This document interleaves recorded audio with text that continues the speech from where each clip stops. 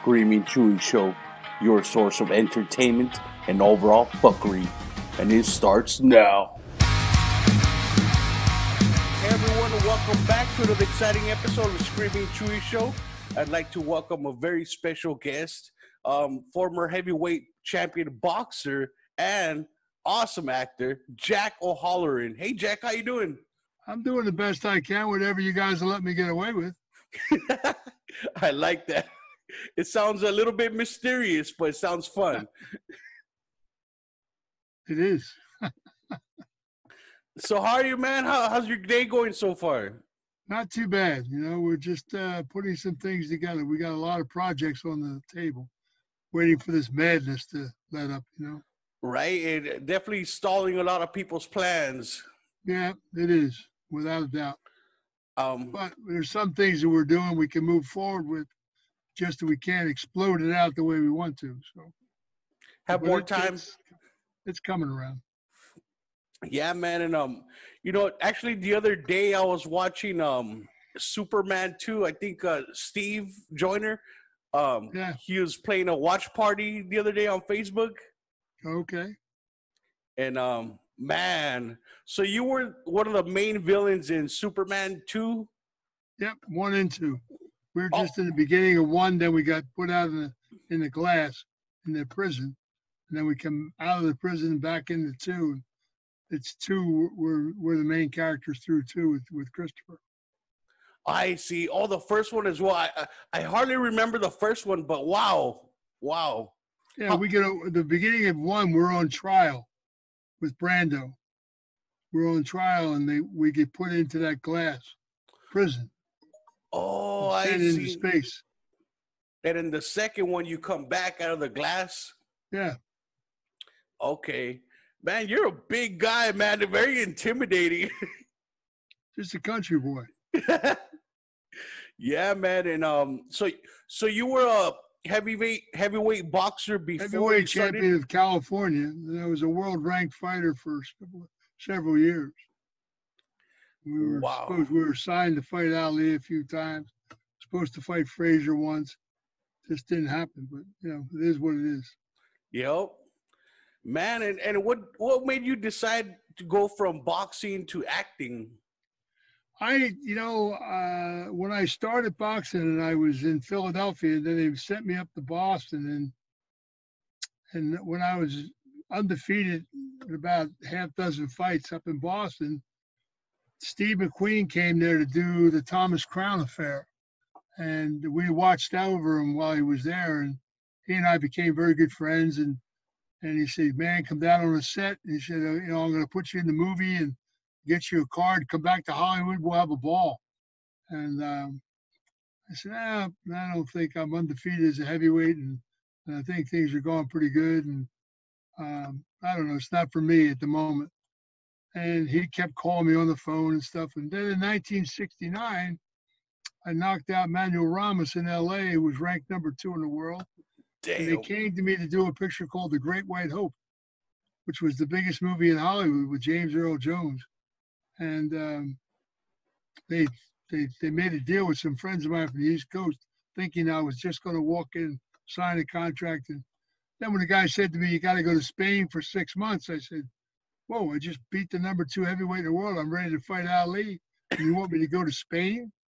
And we went back and forth, and I said, I don't think this is for me. And boy, some people got very upset and stuff. And I said, I pass. And I left. And when I was leaving, I met James Earl Jones coming up the steps into Fox, and he show you how fast rumors click around.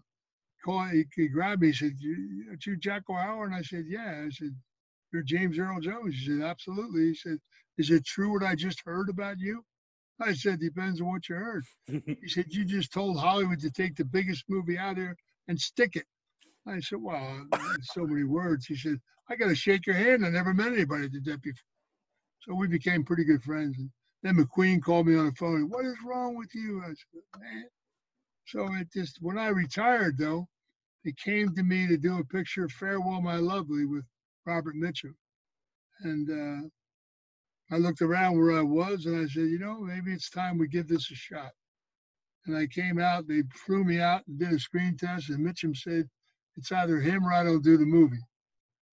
So I blame it all on Robert Mitchum. That's good. Everything happens for a reason, right? Oh yeah, no, it worked out very well. You couldn't have a better mentor than Mitchum was. Mitchum just took me by the hand, showed me what I had to do, and explained the industry to me, and it worked out very well. And the Farewell My Love is, if you've never seen it, you should take a shot at watching it. It's a great picture. Okay, Farewell My Love. Farewell My Lovely, yeah. Raymond Wow. Chandler classic. I love those old movies. You can't beat them. No, it's a great film. Great cast, great movie. So that was your first film?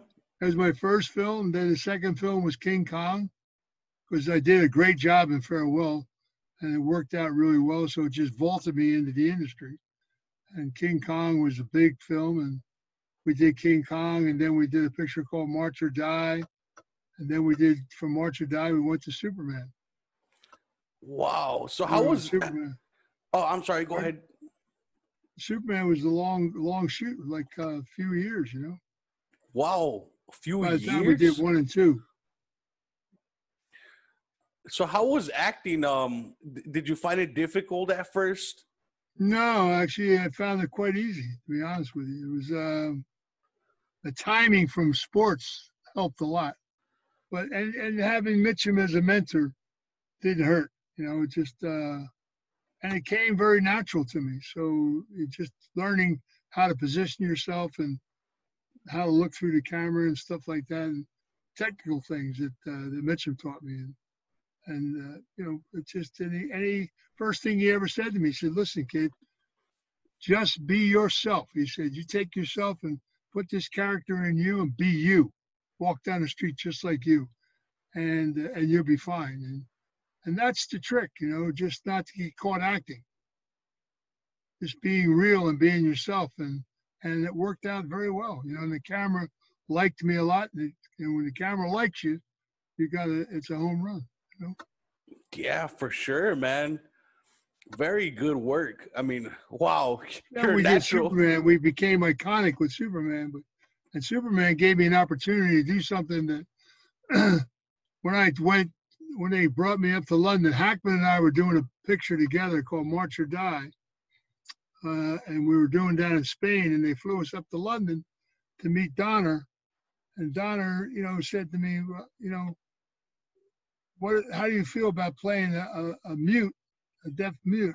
I said, I cherished that. I said, because Jackie Gleason was a friend of mine, and he did a picture called Jigo that won an Oscar for him, where he played a deaf, dumb mute. And I said, if I ever get an opportunity to play a character like that, I want to embrace it, because it allowed me to use body language and facial expressions. And the fact that Terrence was a vicious general and Sarah was a man-eater, somebody had to relate to the kids in the audience, because it was a big child movie. So I took this brutish guy and I played him like a child, learning how to work his eyes and, you know, being adoring to Zod, and it worked out pretty well, you know. Yeah, a lot of kids come up to me when I did Comic-Cons, and a lot of people come up and say, "Boy, I was a kid watching that movie.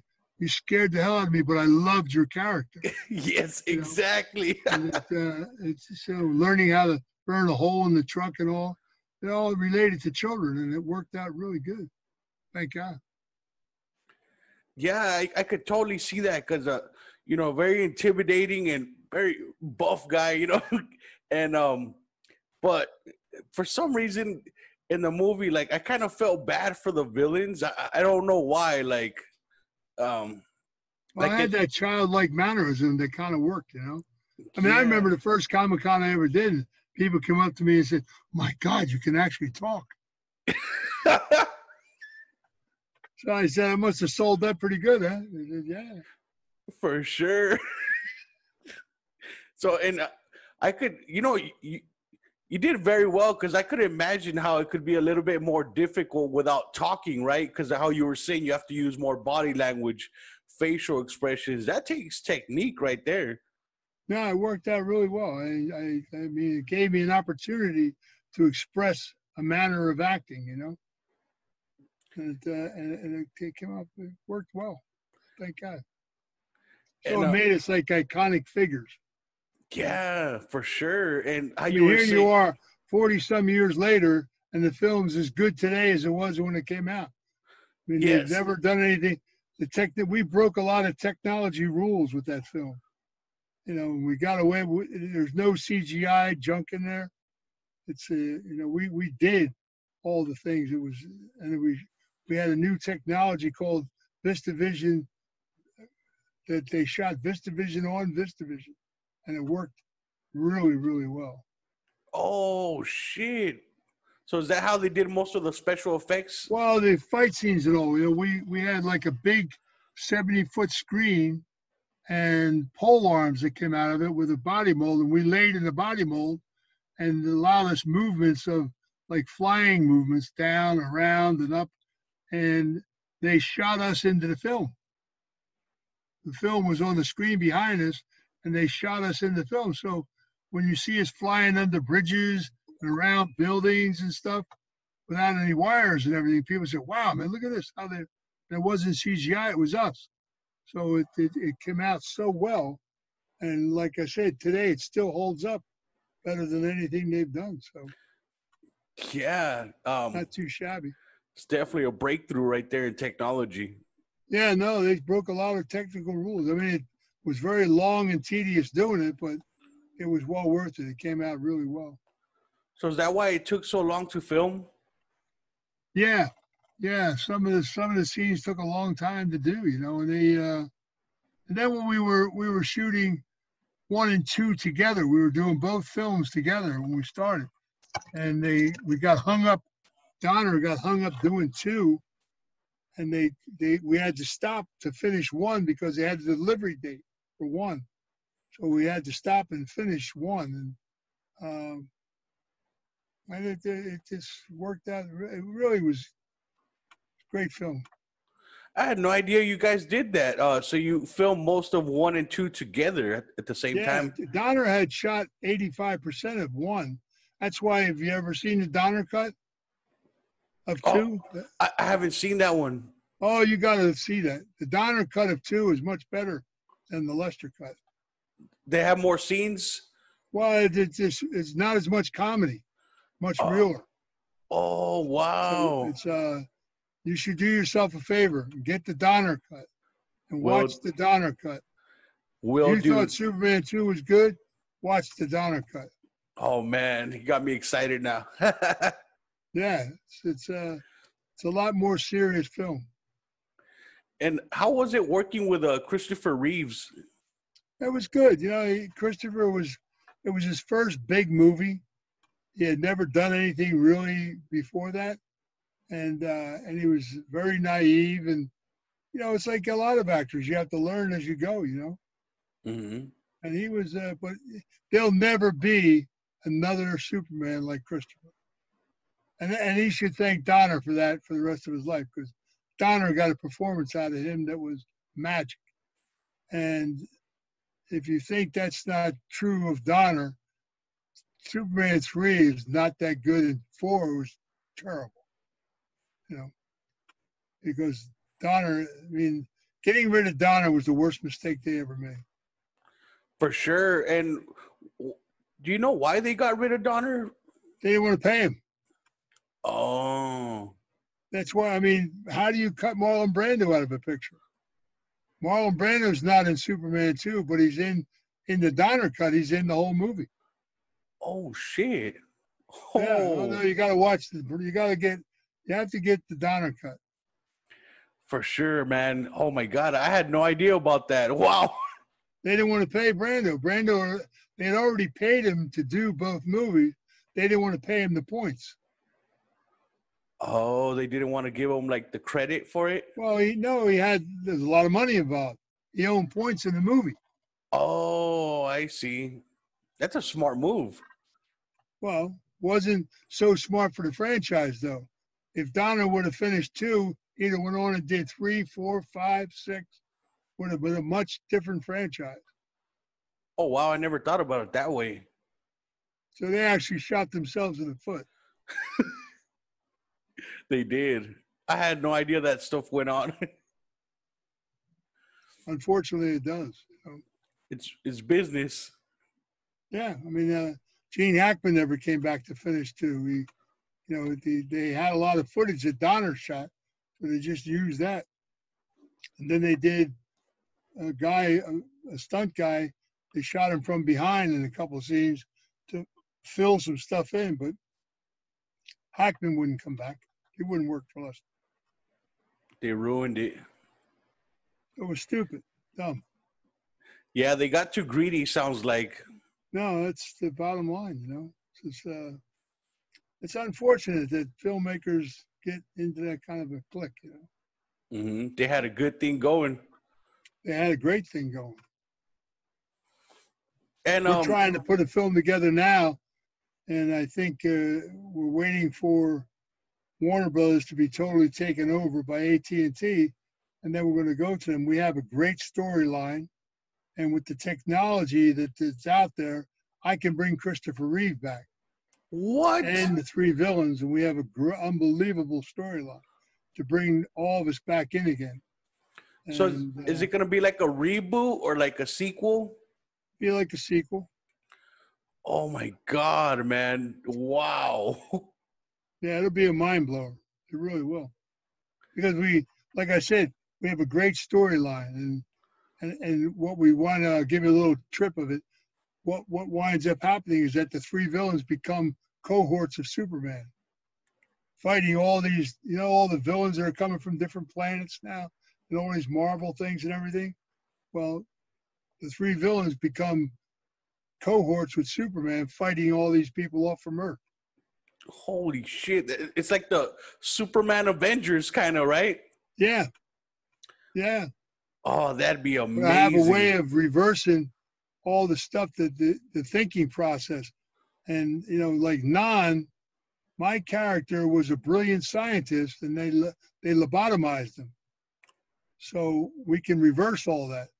So people will hear me say, I won't kneel before Zod, not at all. Oh my God! Imagine. Oh my It's God. gotta be great. It's gonna be good. That'd be nuts. People would go crazy. Yeah, it's gonna be good. Really gonna be good.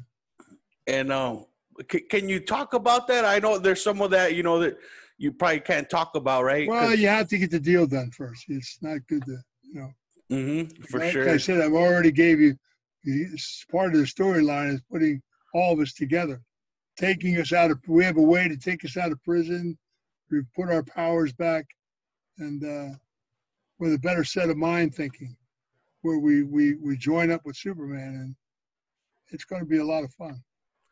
Holy And we're going to shit. put it back to the all-American way, where not everybody's killing everybody. There's better ways of doing it than that. Yeah, that's one thing I loved about Superman, and because he was so strong and powerful, and he had the power to just tear people up, Yeah, but he didn't. Exactly. No, it was all the all-American way, and it was very. It worked out very well, and that's why there were such great films. But they got into this darkness and darker and darker and darker. Now you got Superman and Batman fighting each other and all craziness. And now Batman's killing people. Yeah, just nuts. You know what I mean? So we take it back the other way. The people will love it. I think it'll do well. Definitely, people would absolutely love it, and I think it's gonna be another breakthrough in technology once again. Should have all your fans dial in and tell how they would react if we did that. I love that idea for How sure. much they would like it if we brought back Christopher and brought back the original way of doing Superman, and Oh my! have the three villains come back. You know I'll what I mean? I'll definitely ask around. I would love feedback. I already know what they're gonna say. Everyone's mind is gonna be blown. I mean, Well, but that's the more dialogue we have about it, the easier it'll get to get the deal done. The more that they see the fan base wants to do this, you understand? It'll make it easier for us to get the deal put through. That way they let them know that there's people that want Oh this to yeah, have. people react saying, "We want this. We want to see it." You know what I mean? Yeah, that's a game changer. Bring everybody back and continue the story. Oh my God.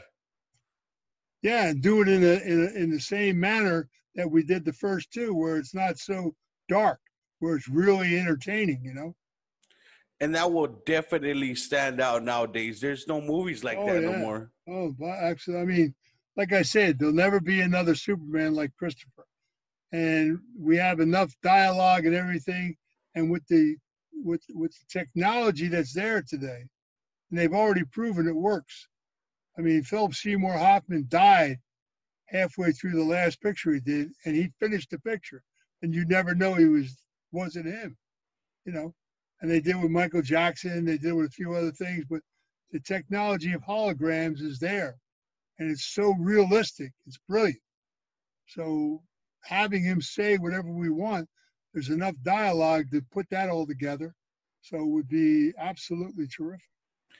And then to have your character talk, wow, That'd be a mind blower. for sure. Oh my God. Not only talk, but talk at a very educated level. Like the scientist that he was, you know? Yeah. Oh, yeah. Wow. I didn't remember that was a story behind him. He was a scientist and they He was lobotomized a him. major scientist, and to stop him, they lobotomized him. Oh, because he was getting like too many crazy ideas or something. Well, he and Zod, they were looking to take things over, and he had all the technology ideas of doing it, and they just lobotomized him, put him in jail. Oh, damn. That's how they stopped him. Wow. Oh my God, you got me so excited That talking was in about the that. original comics that way. The character was like that in the comic.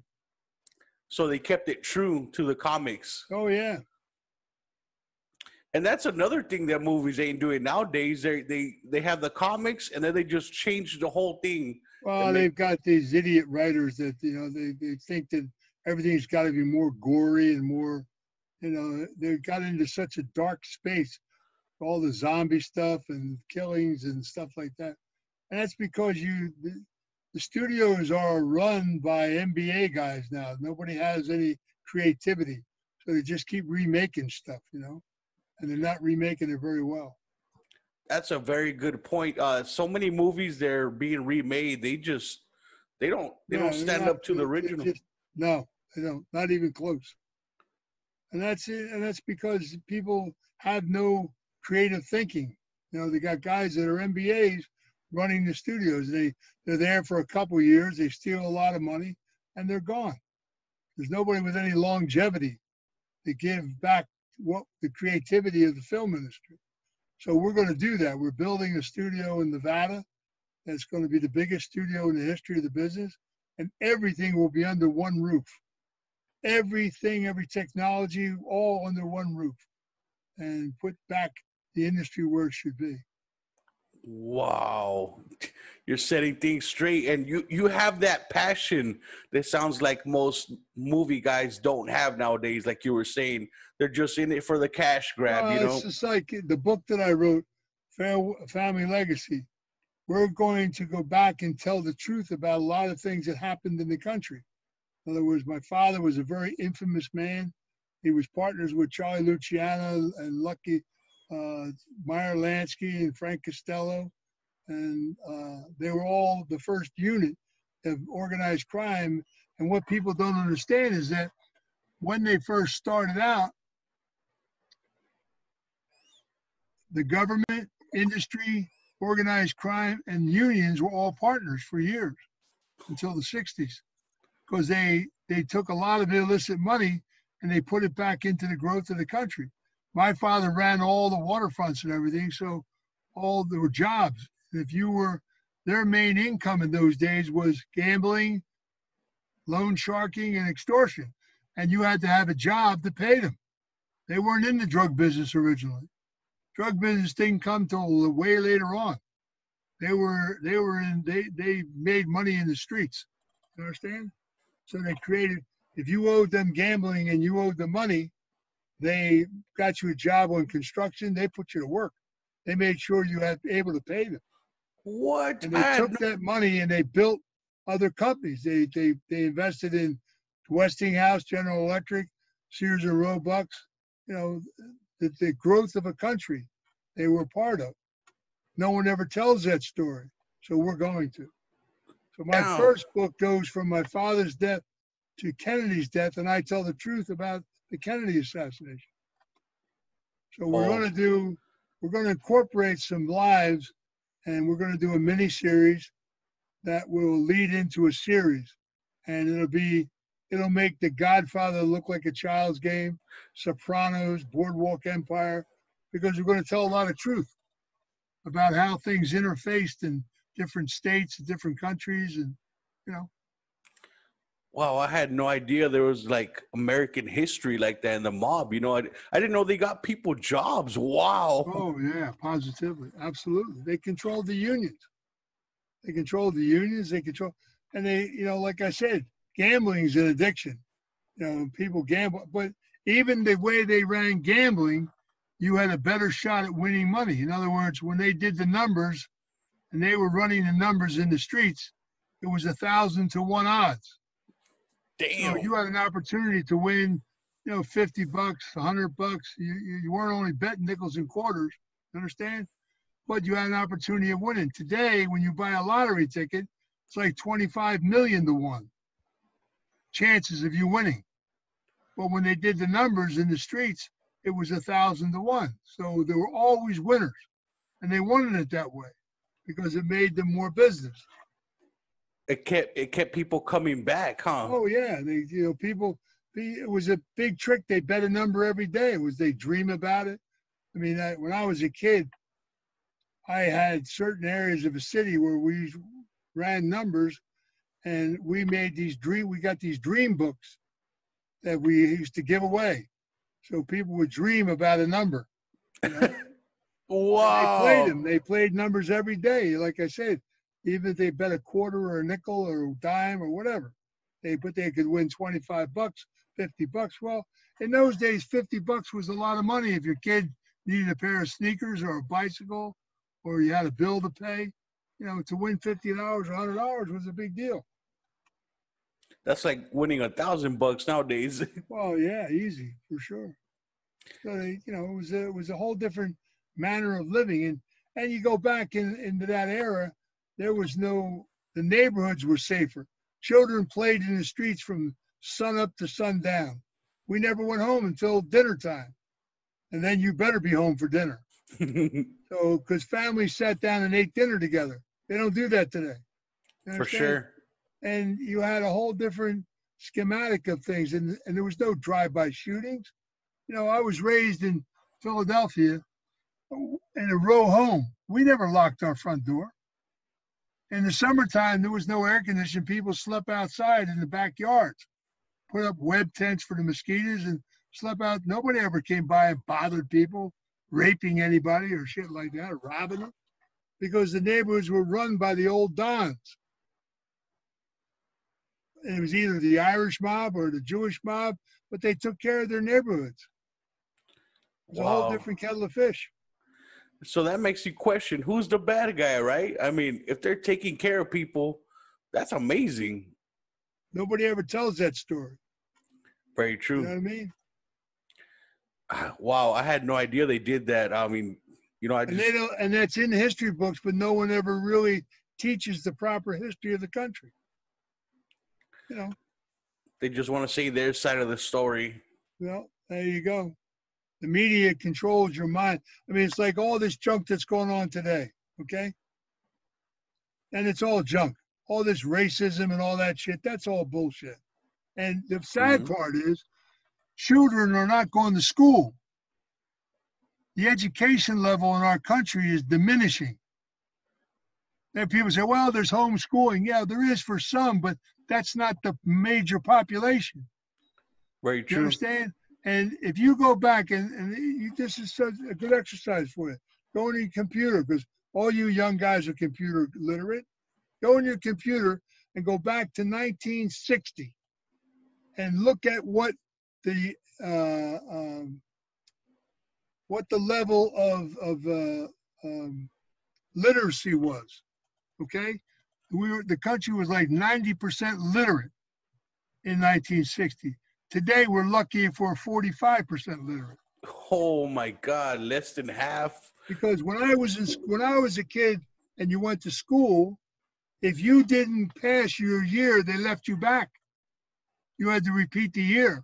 So when they put the push system in, where they were pushing everybody through, you wound up with kids sitting in 12th grade. They were lucky they could spell their name. Very true. You understand? I knew guys that went to college because their families had money and bought their way into college, and they couldn't add 2 and 2 to make 4. So you have a lot of people doing things that shouldn't be doing. In other words, it's sad. The illiteracy in our country should not be the way it is. Very true. I completely agree with you with the education system, and people they're not learning as much. They're just pushing them through. Well, let me ask you a question. The difference between high school and college is your ability to read and retain what you read. That's what it's all about. Okay? So people don't read anymore. They're on the internet playing games. Nobody talks to each other anymore. They text each other. There's no face-to-face conflict or face-to-face understanding of who people really are. Does that make any sense to you? Oh yeah, for sure. Now, I how old are completely you? agree with. Let me ask you a question. How old are you? I'm gonna be 33 next month. So you're a baby, Mm-hmm. but you were raised up in the same, what the area that I'm talking about. Yep. Computers were their world, man. The media is their world. They don't look at history. They don't read history. They don't teach you history properly. All you're doing is you're getting history from the media. Yep. Exactly. You're sitting there looking at the news every day, and the news is made to win awards. They don't tell you the truth. Yep. Very true. You got this stuff. Oh, you see all these riots that went on? Okay? You had somebody, there were pallets of bricks being put in neighborhoods. One crew came in and took the bricks, threw them through the windows. Another crew came and took the loot out. Another crew had trucks around the corner to carry it off. That's organized. Yep. That cost a lot of money to do that. That's not spontaneous. You know what I'm saying to you? That's all organized. And all they've done with all this pandemic stuff is hurt the economy of our country. Believe me, you don't want to see socialism in America. You want your freedom taken away? Would you like your freedom taken away? Hell no. Well, what do you think is happening? It's happening. You're right. How can you take police out of the streets? Do you know what will happen if there's no police force? Or you get that Chaz. Do you know how many guns have been sold since all these demonstrations have started? How many weapons are going back into society? Yes, they're cleaning out the stores and in fools' hands. Yep. People that are not fools' trained. Hands. If you don't know how to work a gun, understand what a gun's about, you should not even own one. Exactly. Very true. You understand? Mm-hmm. This is, I mean, we're going backwards. We're not going forwards. You're allowing people to come in and put socialism and communism in our country. They're definitely pushing that agenda. Yep. And they're pushing that agenda. I mean, it's diabolical what's going on. And what's sad is most people don't see that. Like what the media doesn't show you is I seen cell phone footage of the cops. They were unloading the bricks from their truck, and it was a police truck. Crazy, huh? Listen. They've got stuff that they're showing. They're making shit. They're making stuff up to make things look so bad, and to make society try to turn itself around. All that, they have that one group, George Soros. They pay people to go to those demonstrations. Here they come out with this virus that they're saying they want to separate people, stay in your house, and they have all these demonstrations, half the people not wearing masks, and they wonder why the virus spiked so high in the country. And half of the people dying in the hospitals are not all dying of the virus. They have some of the respiratory problems, different diseases, but they're saying they're dying from this virus because they get more money for it. Yep, you could die from a heart attack, and they'll say it was a virus. They'll blame it on the virus because they're getting more money for it, and no one wants to see that because the media covers everything up. For sure, you're a smart man. It's so foolish. You got 13% of the country or 20% of the country is black. Okay, but all this African shit that they're promoting, these people were born in America. They didn't come from Africa. And if they looked at their own history, their own people sold them into slavery. White people didn't sell them into slavery.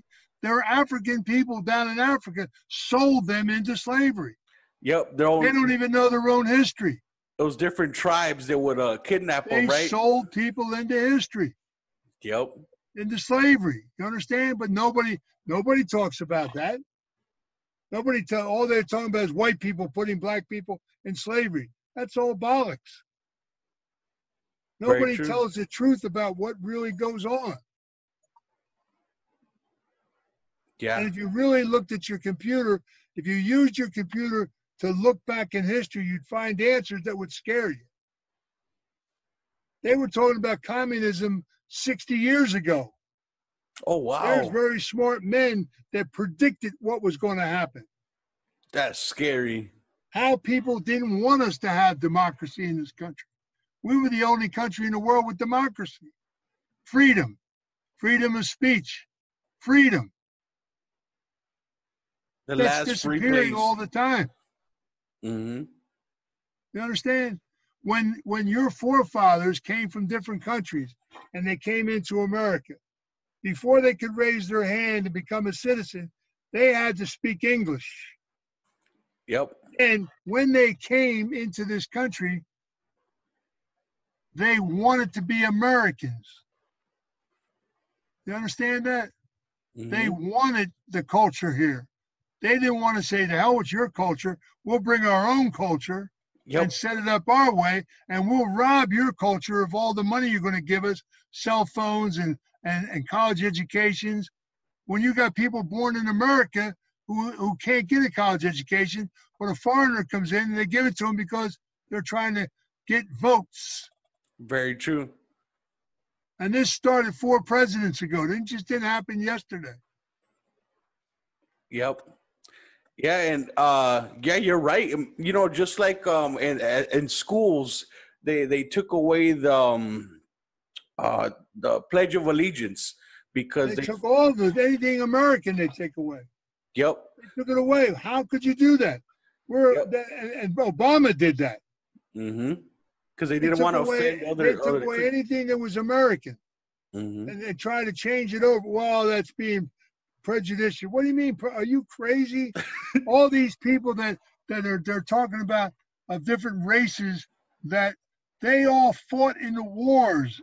White, black, yellow, no difference. When they were born in America, they became American soldiers. They died for this country. How dare you mock them? Mm-hmm.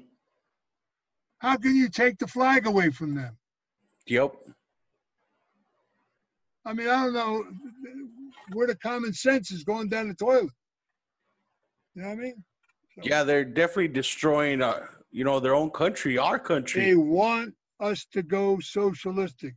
They don't, and they jump on Trump because Trump is doing something for bringing jobs back, bringing industry back. They want this country. By them having this pandemic and separating people, and here they say they're coming out with, well, we're going to come out with a vaccine. There is no vaccine for your immune system. You can put vitamins and different things to build your immune system up, but there's no vaccine. What their vaccine is to put a marker on you so they can clock everybody. Very true. People have been having a hard time with their cell phones lately because they're monitoring cell phones now.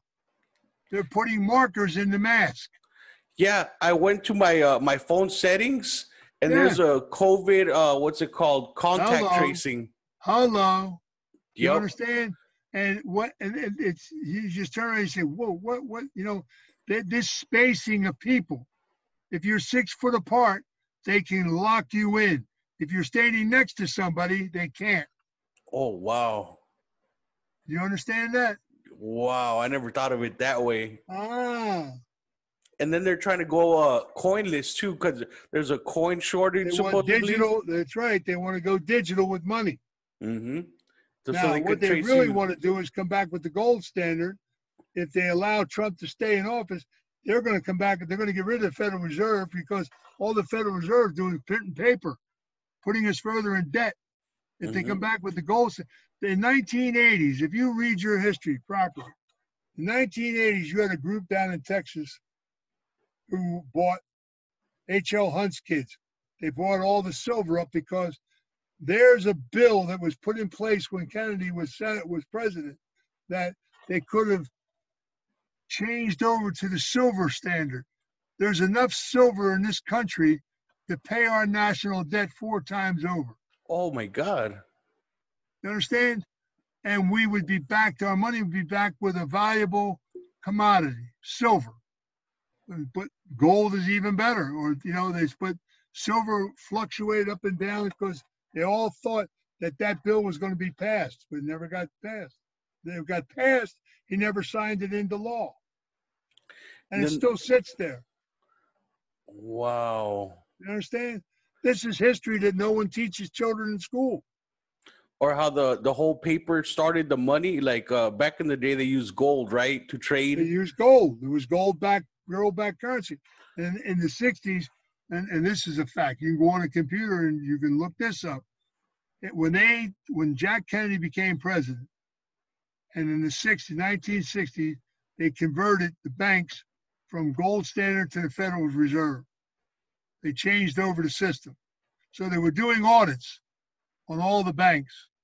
And they found out that all of a sudden, a lot of our American banks were lending huge sums of money to South America for so-called agricultural loans that were never being paid back. They were feeding the cartels and creating the cocaine business. Very true. In George fact, Bush was partners with Noriega. Nobody ever talks about that. mm-hmm, Okay? The cocaine business, the government was in itself, in it. the No one ever talks CIA about that. and the guy that did you remember the Montel show? The Sure. top, so there was this guy, he was an ex-CIA, and he went on the show and spoke publicly about how the CIA and FBI, they started the cocaine business and they brought it here to the US, right? That's right. Well, a little bit after that episode on Montel aired, they found that guy Yeah. suicide to Did. 2 bullet Right. wounds to the head. Correct. Absolutely. I could tell you a dozen stories that way. Right? So, but they hush all that stuff up. They don't tell you anything. They talk about policemen brutality on black people. What about the brutality on even white people? Mm-hmm. No one ever talks about how many white people get killed Oh in the yeah. street. But listen, the guy Floyd was no angel. Mm-hmm. This guy was a jailbird. He did a lot of things, and he was high the day that happened. Yep. He was stoned out of his mind. And he Yep. was resisting them when he got in the car. Now, what they did was out of line. What they did was wrong. There's no doubt about it. And they should go down for it. And to take excessive force to that nature is wrong. Mm-hmm. But I got a feeling that somebody was paid somewhere along the line. I Because agree how do with you stand there and do something when you know someone's photographing you? And you're standing there putting pressure, killing somebody, thinking if you didn't think you were going to get away with it. Yep. And You understand? there was 2 other officers. And George Floyd knew that guy. Oh yeah, they worked at a bar or They club, right? knew that guy. They knew each other. They worked bouncers together. They were never friends because the guy was racism is created. All this bull stuff is, I could give you so many facts of history, but people never look at the real deal, what's going on in the world. They don't look at what's really happening in the country Mm-hmm. and how many different shootings there are of other different people and killings over foolishness. They And just to see what. create the things that they just created of Black Lives Care for Black, that's all prompted, man. Mm-hmm. That's all garbage. That's all garbage. And it's very sad. And I mean, I know myself, when I was raised, we had black-white issues, but we played sports together. We did things together. And there was a camaraderie that no one ever talked about. It wasn't the hostilities like today that there's just a lot of garbage that they pump. They Yeah. promote so much bull. It's like they're trying to promote a war nowadays. Ah, you know, that's sad. It's really sad. I feel, I have a lot of empathy I'm 77 years old. I've lived through a lot of times and seen a lot of changes go on. And when people get glued to watching television every day and they don't listen to anybody but what's being said on TV. Mm-hmm. People don't read anymore. People don't look at what history is really about, where this country came from, how great it was, how Yep. great we were here to be able to have freedom of speech, to be able to be free to speak your mind. And they want that taken away from them? And they're allowing it to be taken away? Yep. That's ridiculous. Even like Facebook is censoring people's posts, saying it's fake news, but the media posts fake news all the time. All the time. All the time. And they got people sitting there sucking it up and thinking that that's the reality of what the world's about. And that's really sad. It really, Mm-hmm. there were more people died of AIDS than what's died of this thing. Yeah. Okay? And AIDS was an immune problem. And when they got medicines to help people overcome the HIV virus, it wasn't any kind of, it wasn't a vaccination. You can't get vaccinated for HIV. You Wow. have to go through a series of different medicines. And hopefully, but there was a cure. The guy who started do you even know where HIV came from? Do you know where the AIDS virus even came from? They say it was a government experiment, right? It was a man named George Riconosciuto who was a government genius. And he had a animosity towards homosexuality. He couldn't stand watching guys come out of an office building with their three-piece suit on, go into a private lavatory, have sex with a man, and then go home to their family in the suburbs. And they were having sex in bathhouses and playing a game of being, now I'm not homosexual, but I'm going to have sex with a guy in the bathhouse and go home to your family in the suburb. Like it And never happened. AIDS can only happen blood on blood. You can't breathe it or anything or touch somebody. It has to be blood on blood for you to catch AIDS. You understand that? Mm-hmm. And what was the best way to get, and that's why homosexuals had such a problem, because anal sex created blood on blood lesions. Oh. And when they took it down to Africa, African people, their sex control, birth control is anal sex. Oh, wow. I didn't know So that. the disease spread in Africa like crazy. So they blamed it came from Africa, they said. Then they took it over to India, where they have a lot of child sex. Whoa. Oh, like the child marriages? Young kids were getting it, and AIDS spread like a wildfire, but there was a cure. Look at Magic Johnson, who walks around HIV free. And a lot of other people, wealthy people that never signed a document, they could never tell where they got the shot that cured it. Whoa. And Michael Riconosciuto sits in jail today because of AIDS as the perpetrator of the virus. And when he invented AIDS, every time they went in a laboratory to try to discover it, it split 1,000 to 1. That's why it took so long for them to come up with any kind of system that calmed it down.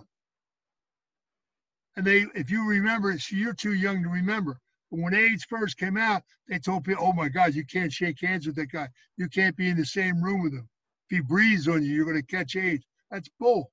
The only way you could catch AIDS was blood on blood. So it's mass And there's still hysteria. people today that carry the HIV virus in their system. You understand? But it's Yeah. dormant.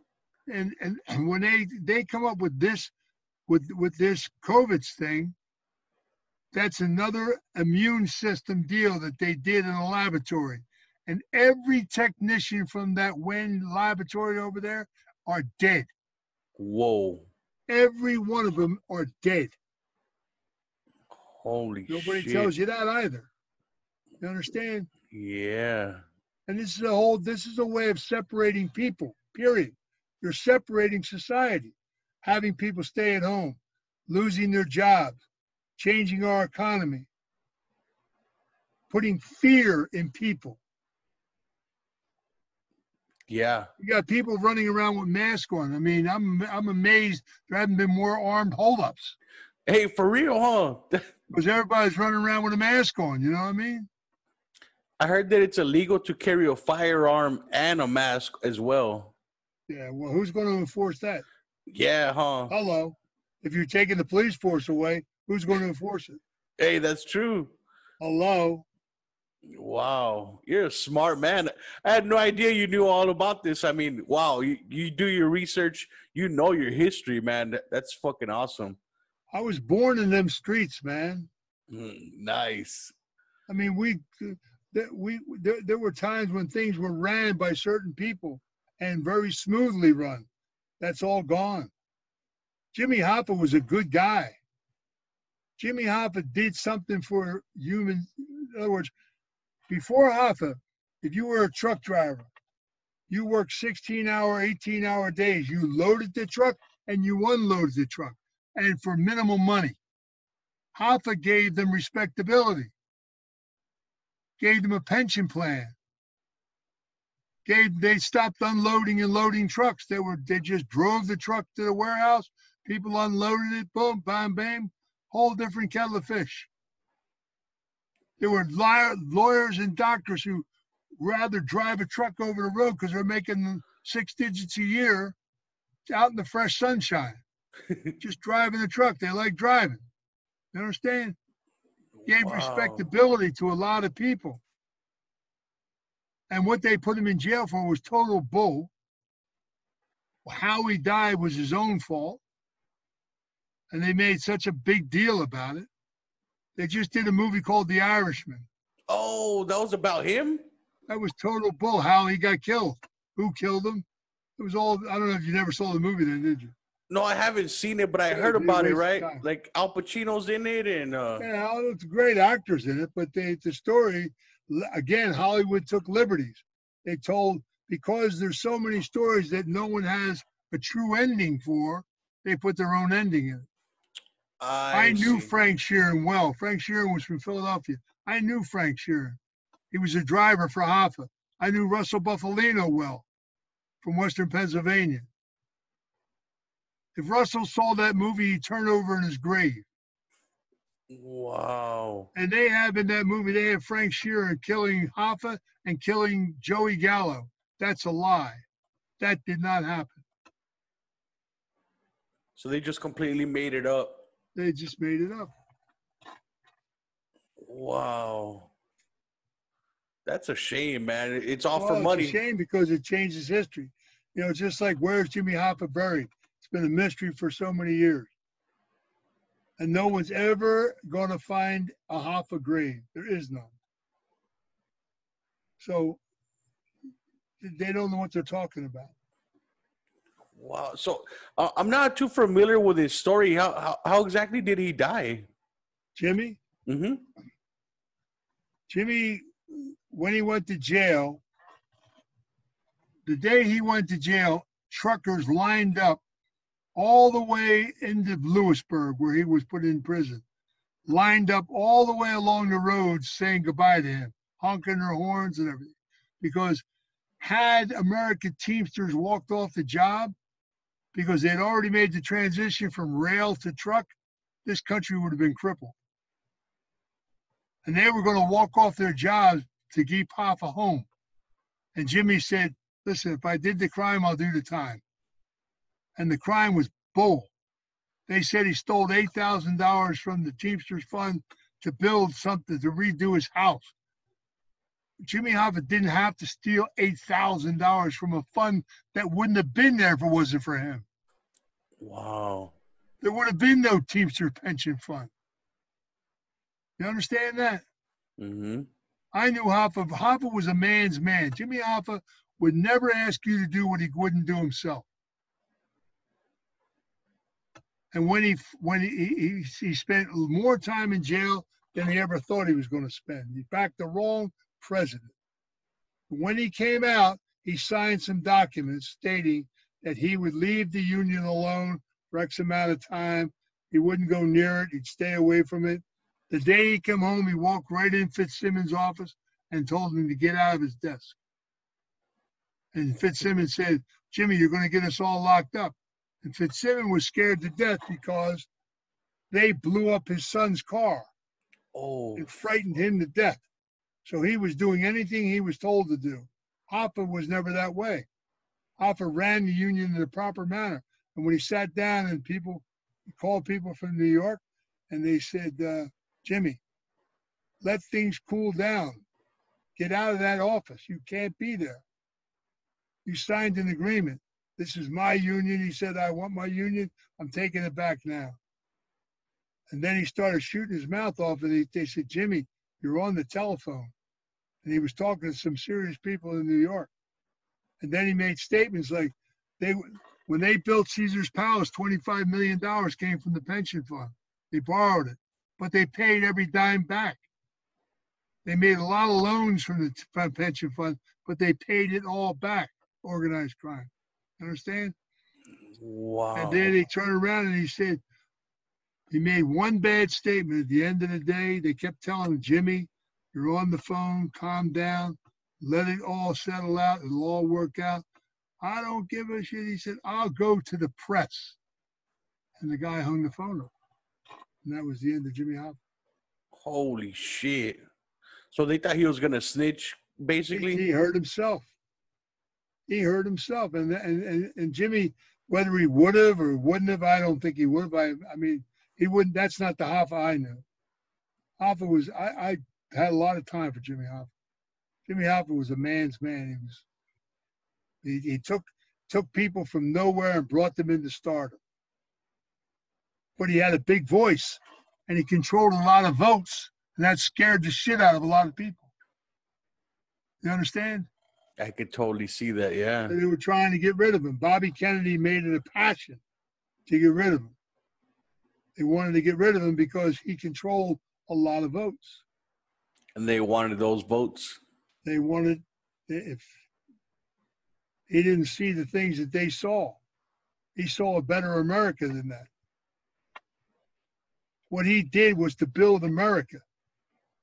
Building the Teamsters as big as he did was good for the country.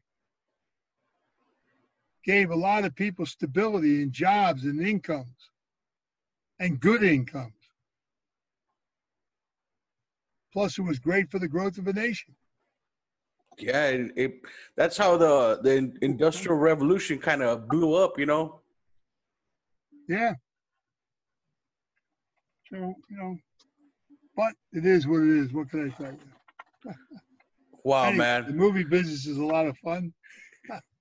Family Legacy is a great book. Go to familylegacythenovel.com. You find it. We're going to make a great miniseries.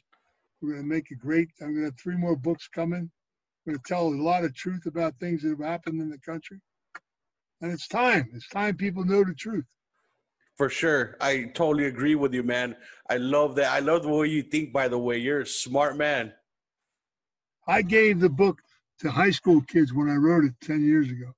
I gave it to a half dozen high school kids. And they ran back to me 2 weeks later, and they said they went to the library to look up the names of people in the book, and they said, "Why have they never taught us this in school?" Yeah, it's they're just controlling. They're Bob's your controlling. uncle. They could, if they There you go. control what you see, they could control your emotions and how you act. What could I tell you? You know? Yep. And so are your books also available on Amazon or Kindle? Yeah. Yeah. If you go to familylegacythenovel.com, it takes you right to Amazon. Sweet. And so that's becoming a mini series pretty soon. Yeah. Going to be a mini series and then a series. And we're going to combine another book we're going to put with it is the Lucky Luciano's testament, his last will and testament. Wow, looking forward to that. And the Superman sequel, is there a name for that, or can you talk Yeah, about we're that? trying. We have to make the deal first, Okay, so but I'm we're going to get totally it. We're going to do it. you got me so excited about that. And everybody listening, watching right now, I would love your opinions of a new Superman movie. Just like Jack was talking about bringing the old characters back, and your character actually speaking. Oh my God. Yeah, mind blower, wouldn't it? Yeah. Yes, that's wow. That would have the whole world screaming. I mean, wow, that's crazy. Yeah, it'd be a lot of fun, man. It really will. Well, hey, thank you very much for coming on, man. I had fun. Hey, it's my pleasure. Believe me, my pleasure. Thank you, and Have a great day, my friend. Be you well. too. Take Yep, care. you too. Bye. Bye.